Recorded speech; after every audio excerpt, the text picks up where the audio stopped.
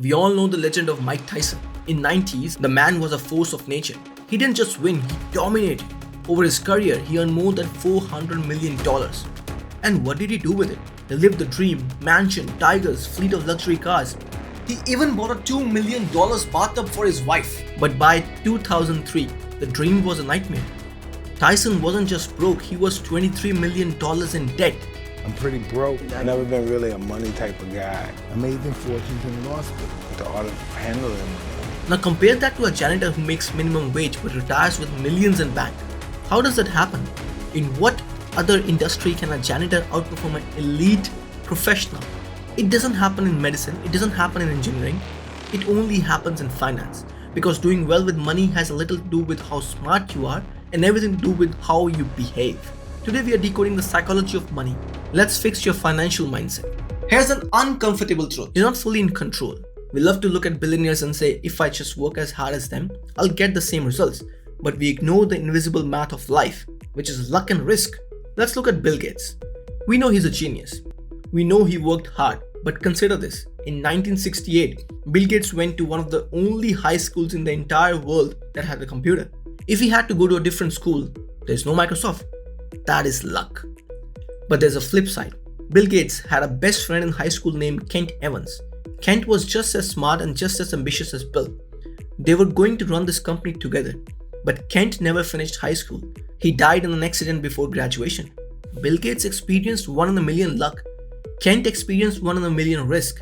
Same potential, totally different outcomes. So the lesson is, be careful who you idolize and be careful who you judge. Nothing is as good or as bad as it seems. Now there's a massive difference between getting wealthy and staying wealthy. Getting wealthy requires you to be a risk taker. You have to be optimistic. You have to swing for the fences. But staying wealthy, that requires exact opposite skill. It requires fear. It requires humility. It requires you to look at the money and say, this could all go away tomorrow. Look at Jesse Livermore. In 1929, when the stock market crashed and everyone lost their fortune, Jesse shorted the market. He made the modern equivalent of $3 billion in a single day. He was the king of the world, but he was addicted to the risk. He thought he was invincible. 4 years later, he lost every single cent. Now contrast that with Warren Buffett. Buffett isn't the richest man because he was the smartest day trader. He's richer because he has survived for 80 years. He doesn't chase the highest returns. He chases survival.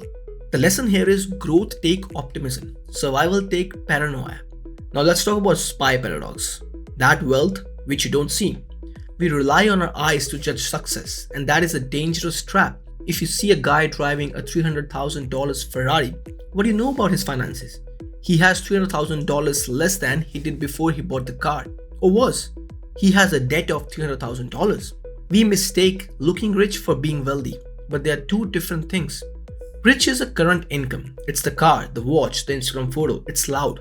But wealth is hidden. It's the money you didn't spend. It's the investment compounding in background that nobody sees. There was a janitor named Ronald Reed.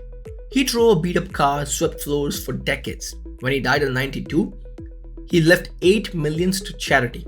Nobody knew he had it because he didn't flash it. World is full of people who look modest but are actually wealthy, and people who look wealthy but are one paycheck away from insolvency. The lesson here is, don't spend money to show people how much money you have. You're just impressing yourself. So the question here is, if we aren't buying Ferraris, what are we saving for? You're saving for the most valuable asset in the world, which is control. Money's greatest intrinsic value is its ability to give control over time. I have a friend who hated his toxic job. His boss was a nightmare. The hours were brutal, but he had zero savings. He had to take the abuse because he had to pay the bills. He had no options. Another friend in the same situation saved 50% of his income for 3 years. When his boss crossed the line, he didn't panic. He just said, I'm done. This is what we call FU money. You don't need millions to get there. Even 6 months of emergency saving changes your entire psychology. It lets you walk away from a bad boss, a bad relationship, and a bad situation. The lesson here is, saving aren't just for buying things later. Saving are for buying your freedom now. Finally, let's talk about emotions. If you ask a spreadsheet what to do, it will tell you be 100% rational. It will say invest every dollar. It will say invest every dollar. Never sell and never hold the cash because cash loses value to inflation. This is rational because you are not a spreadsheet. You are a person in dark room. Panic, sweating when the market drops 40%. If having a bunch of cash in a savings account earning zero interest make you feel safe, do it.